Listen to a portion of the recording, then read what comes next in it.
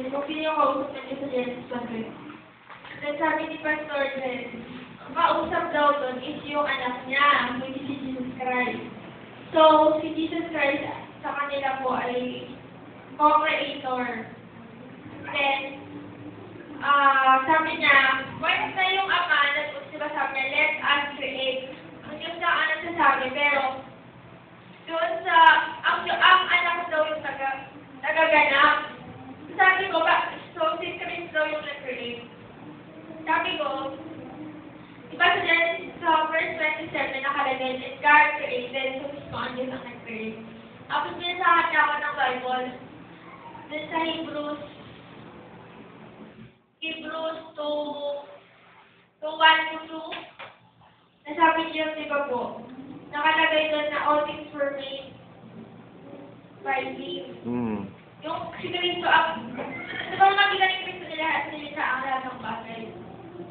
So, tapos ang tinutungtungan doon sa Genesis 1:27, yung image, sabi ko hindi po yung image yung tinutukoy ko, sabi ko, yung nag-create, pero sabi niya yung image daw na yun, hindi yung baga parang human being na, kunwari, sa halintulad ng Diyos.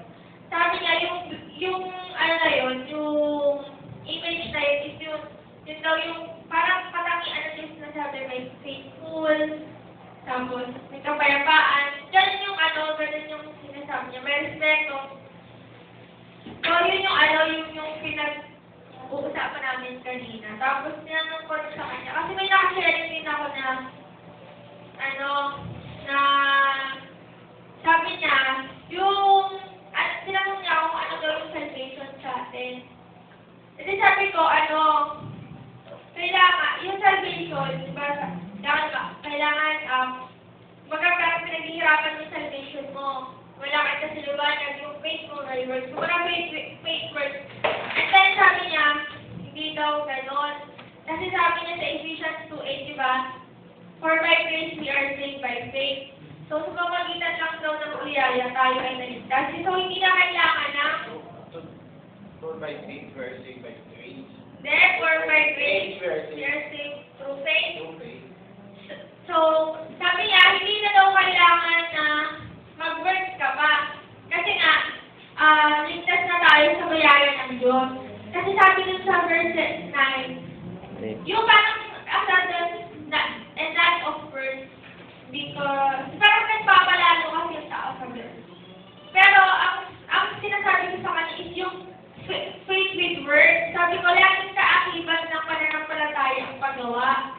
Sabi na, hindi mo na kailangan gumawa kasi nga may faith ka na. Sabi ko, tandaan po natin na once na may pananampalataya, yung simpleng paggawa mo sa simbahan, yung pag-worship mo sa Panginoon, ano na yun? Words mo na yun sa iyong pananampalataya. Kumbaga, yun na yung manifestation ng iyong Opo, yun na yung manifestation ng iyong pananampalataya. Pero sabi niya, kasi sabi ko nga sa James 2:20 po na faith without works is dead. Sabi niya yung words doon is yung part of living daw. Na parang may parehas lang. Hindi, parang sabi niya, tawag dito yung tumutulong sa Part of living. sabi ko Namumuhay nga, ka. sabi ko sa kanya, Namumuhay kang may pananampalataya, paggawa. pananampalataya. So, kumbaga, yung pananampalataya pinamuhay mo, yun na rin yung verse Oo, mo. yun na nga. Sabi niya, yung Binubukod pa nila. verse daw dun sa James 2:20, isin niyo parang kung ikaw gawa na tumutulong, ganyan-ganyan. Kasi sabi ko, agree naman ako dyan. Kasi, kumbaga, safe na tayo nung kumbaga, nung may faith na tayo. Pero, yung faith mo ba, yun is yung, kumbaga, parang, diba dapat minamanifest mo, yun yung pag-manifest mo ng faith mo, yun na yung gawa. So, sabi ko sa kanya, katulad ikaw, nakikipag-share ka sa akin. So, kumbaga, parang gawa mo na rin yun. Kasi nakikipag-fellowship ka. Part na rin yun ng pag-work mo sa iyong faith. Kasi yun na yung bunga ng iyong faith. Sabi ko, ang tinutukoy na verse dun sa Ephesians 2 verse 9 po, na yun nga, diba, led by word.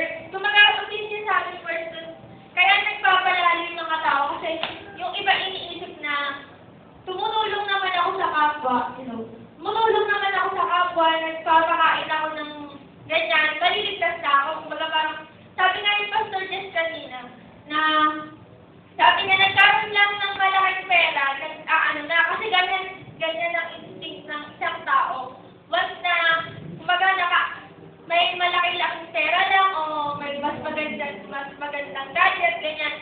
Kumbaga, yung thinking ng isang tao, nagmamataas na agad. Pero, sabi doon, kahit nga si Cristo nakapakababa siya, sabi ni Father Jess kanina. So, kailangan tayo, kaya yung sinasabi doon sa Ephesians 2 na yun, is yun yung verse na kailangan, wag doon sa verse na nagpapakita na magpapalalo ka na sa iyong sarili. Kumbaga, ipagpapalaki mo na nakakatulong ako sa iba eh, tapos sabihin niya na hindi ako ligtas. So, bakit gano'n na, sabi ni Pastor Jess, kailangan, katulad ni Cristo, magpakababa tayo kasi bilang isang Kristiyano. Kailangan mabago daw yung attitude natin. Gawanin nyo na. Opo. So, ayun lang. Ay, may darag pala ako. Kasi, natalakay din ng theology na teacher ko. Sabi niya, yung gift, di ba sabi doon kasi sa Ephesians 2:8, sa dulo doon, it is the gift of God. So sabi niya, regalo na nga sa inyo, Diyos, kumbaga parang, pag binigyan ka ba ng regalo, babayaran mo ba yung nagbigay sa'yo ng regalo? So sabi niya, once na ibinigay na sa'yo yung kalitasan, bakit bakit babayaran mo ba? Gift na nga rin sa'yo ng Diyos. So agree naman, parang sa isip, agree naman ako doon na binigyan ka ng kalitasan. Pero kailangan mo ba rin ng birth? Kailangan mo ba rin, kasi sabi niya, yung iba, kailangan pang gumawa, ganyan. Sabi niya, yan yung mga kulto, yung mga sabi niya gano'n na, sabi niya, Kailangan pa ng works para maligtas. Oo, sabi niya, hindi na kailangan ng words para maligtas kasi niregaluhan ka na nga ng salvation ng Diyos. Sabi niya, ingatan niyo yung mga nagtuturo ng mga ganyang relihiyon kasi mga kulto yan. Sabi niya gano'n. Kulto, yung sinabi, wala nang gawa. Opo, sabi niya. Kasi hindi ko talaga gusto yung pagtuturo ng yung theological teacher namin. Ligaw nga sa Kasi rin siya, yung parang Bias. Hindi, nagmumura siya. Nagja-justice din sa... Tapos yung mga founders, di ba kasi isa-isa yung mga founders, parang dinidiscriminate niya isa-isa yun. Tapos yung mga classmates ko, tawanan sila ng tawanan. Parang, kaya kami ginagawa ng machine. At titinginan na lang kami. Kasi kaklase ko si Jim sa theology. Ayos yun, parang yun. Opo. Kaklase siya sa parang titinginan na lang kami. Kasi yung mga klase ko tawa ng tawa. Tapos nung tinanong na kami isa-isa na, kasi may assignment kami ngayon na dun sa Galatians. Yung sabi, for there is one God and one mediator. Timothy. Tapos yun daw yung tao na si Jesu Cristo. Kasi siyempre, Trinitarian sila. So, Diyos sa kanila si Cristo. Parang hypostatic yun yung na 100% God, 100% man. Si Jesus Christ. So, yung mga binigyan kami ng assignment na paano daw mapapatunayan, kumbaga paano babaliin namin yung verse na yun, sinasabi na, sabi niya, paano nyo mapapatunayan na Diyos si Cristo? Sabi niya, tao lang siya. Sabi ko, bakit gagawa mo ng assignment? Kaya naman yung bilis namin. Tapos yung mga kasi ko, tawa sila ng tawa nung una. Doon ka lang sa teksto. Sabihin alam nila na One God, yung dito. Ako, hindi pa nila alam. Money. Ewan ko lang sa Thursday ko ano mangyayari. Sabihin mo, money ka. Bakit? May buto at laman. May dugo ang gabi. Pero parang naano lang ako kasi parang yung mga classmates ko, parang dayang-daya sila kasi magaling magsalita yung prof namin eh. Parang nakakapang-aki. Kasi syempre, parang kaya niyang ipaglaban lahat. Pero yung, syempre sa akin nakikita ko kung ano yung mga sinasabi niya, below the, kasi nagsabi na siya ng mga below the belt dun sa mga founders. At yung, syempre alam natin kung ano yung mga... yung founder na sinasabi mo is Luther, Wesley, No, David, o yung mga founders, yes, Ngayon. Suryasi, oo. Dibuloy. Tapos niya kay Soriano, Soriasi, mga ganun. Tapos, basta yung mga ganun yung tawag nila. So, parang, naaawa ko Dibuloy, dun sa... Abuloy. Abuloy, Kasi pagka-abuloy niya. tapos, naaawa ko dun sa mga classmates ko. Tawa sila ng tawa, kaya parang, iniisip nila na tama yung ginagawa ng prof namin. Pero once na nung nagbigay na ng assignment,